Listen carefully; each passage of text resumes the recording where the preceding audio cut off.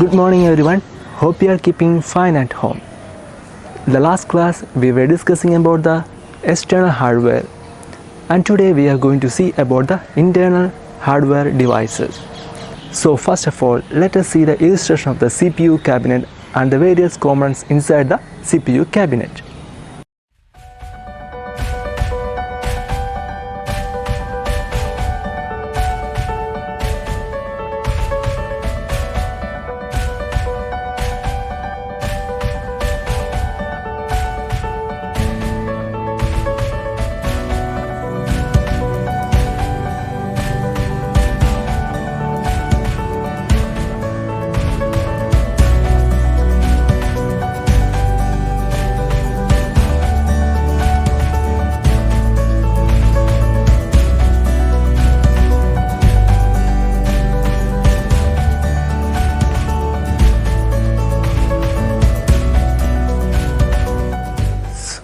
So students, I hope you got a clear picture about the various components inside the CPU cabinet.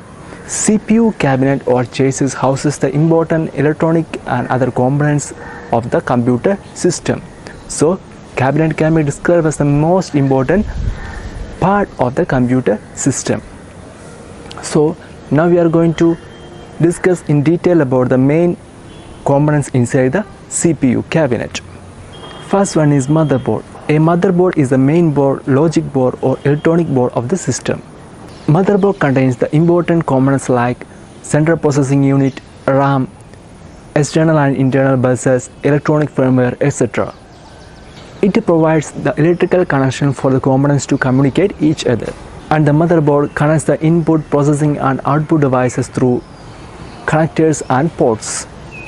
Now students, how do you connect a mouse or keyboard to the CPU or the system? Where do you plug the wires in the CPU cabinet or laptop?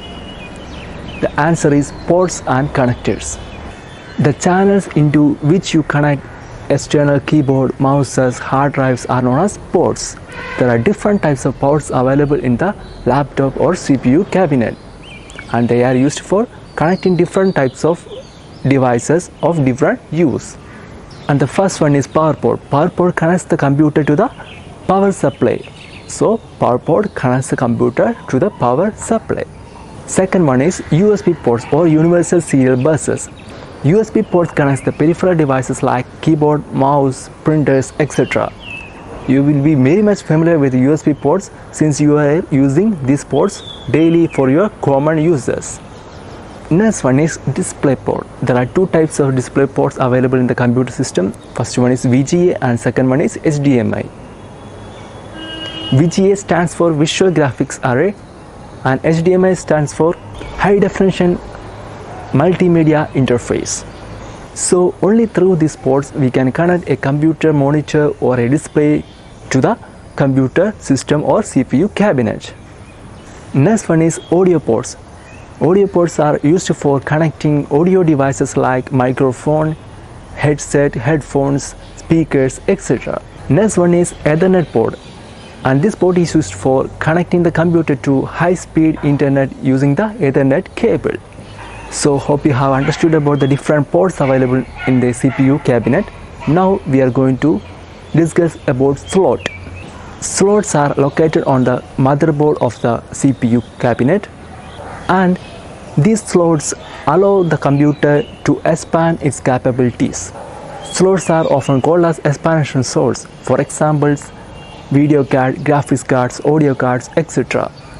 And the next important component on a CPU cabinet is RAM or random access memory. RAM is the volatile memory that stores the temporary files that you work on the computer system. A RAM can be added to the computer system or can be replaced according to the need of the user.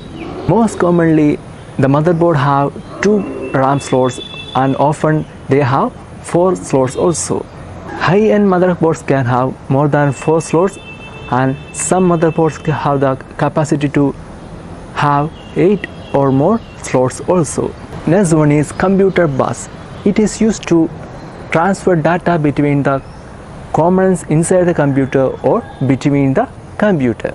Next one is power supply or SMPS. SMPS stands for switched mode power supply. So a SMPS converts the high voltage into low voltage. So it is very useful for the computer to have a good properly working SMPS inside the CPU cabinet. So dear students, we have finished with our first chapter, namely computer hardware internal and external. Be ready with a copy for writing the notes, and I will send the notes in the group. Please complete the notes in time and study accordingly. So thank you dear students. Have a pleasant day. Stay home, stay safe.